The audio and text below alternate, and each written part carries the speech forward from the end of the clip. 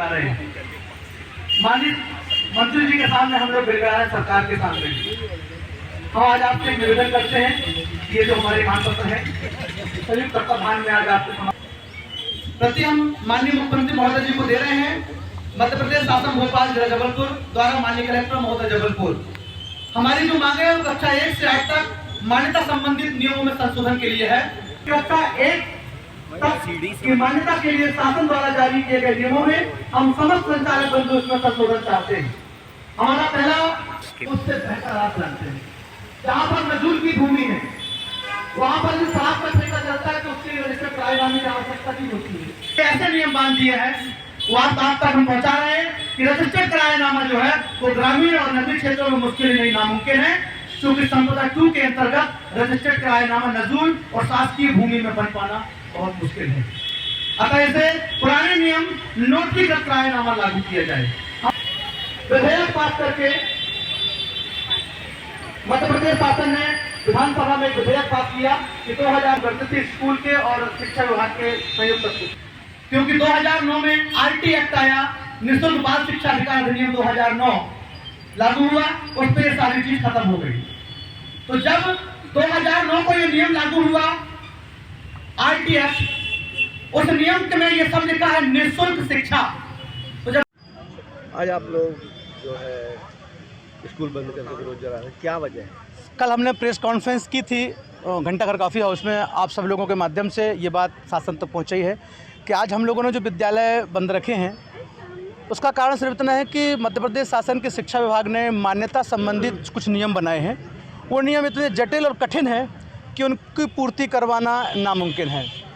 दूसरी बात यह है कि यदि वो पूर्व से नियम निकालते तो उसमें कुछ चीज़ें हम लोग बदलाव कर सकते थे, हम लोग उस पर आगे काम कर सकते थे। अचानक से नियम बनाए और नियम ऐसे बने कि यदि ये नियम लागू हो गए तो मध्य प्रदेश के 40,000 स्कूल बंद हो जाएंगे और लगभग 10.5 लाख लोग बेरोज़गार हो जाएंगे।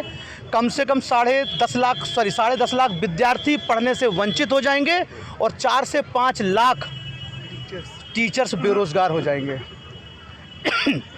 ये नियम है।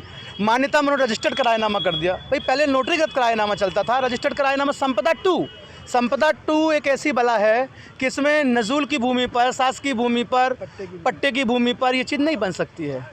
और मध्य प्रदेश का 80% विद्यालय इन्हीं भूमि पर बना है। कैसे संभव है?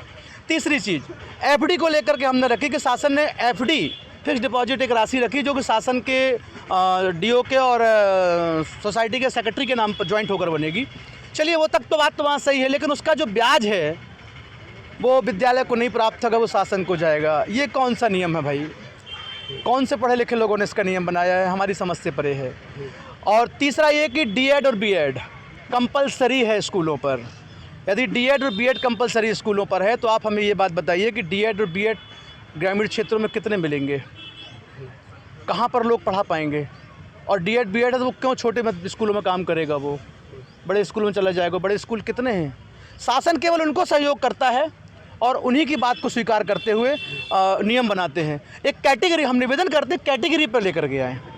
इस पर जैसे कैटेगरी बांट दी उन्होंने। जैसे फीस अधिनियम पर शासन ने एक बहुत अच्छा काम किया कि उन्होंने 25,000 रुपये के अंतर्गत जिनकी फ़ीस है उनको इस अधिनियम से बाहर कर दिया, फीस अधिनियम से। ये शासन का बहुत अच्छा काम था। हम शासन का सम्मान करते हैं और उनको धन्यवाद ज्ञापित करते हैं। इस पर भी शासन हमको राहत प्रदान करे, ये हमारा आग्रह है। तीसरी और अंतिम बात कहकर के अपनी बात को समाप्त करूंगा कि मध्य प्रदेश शासन के मंत्री, शिक्षा मंत्री माननीय श्री उदय राव प्रताप सिंह जी ने पिछले 15 दिवस से कंटिन्यू सिर्फ एक बात कह रहे हैं हर संगठन को कि हम मान्यता में वृद्धि 1 वर्ष की वृद्धि कर दे रहे हैं, आप लोग को समय दे देते हैं और विधानसभा सत्र लगेगा उस पर हम इस पर बात चर्चा करेंगे, उस पर जो भी संभव हो सकता है हम करेंगे। जब 15 दिन से वो घोषणा कर रहे हैं तो आखिर वो नियम आदेश पारित क्यों नहीं कर रहे हैं? अभी तक नहीं किया। और दूसरी चीज़, कल 31 तारीख मान्यता की अंतिम तिथि है, उससे बहुत सारे स्कूल वंचित हो जाएंगे। उनकी मान्यता की जिम्मेदारी किसकी है? बंद हो जाएंगे तो। हमसे जुड़े रहने के लिए हमारे YouTube चैनल को सब्सक्राइब करें और नई वीडियो की नोटिफिकेशन के लिए बेल आइकॉन को दबाएं। अगर आप ये वीडियो Facebook पर देख रहे हैं तो लाइक जरूर करें और ज्यादा से ज्यादा शेयर करें। धन्यवाद।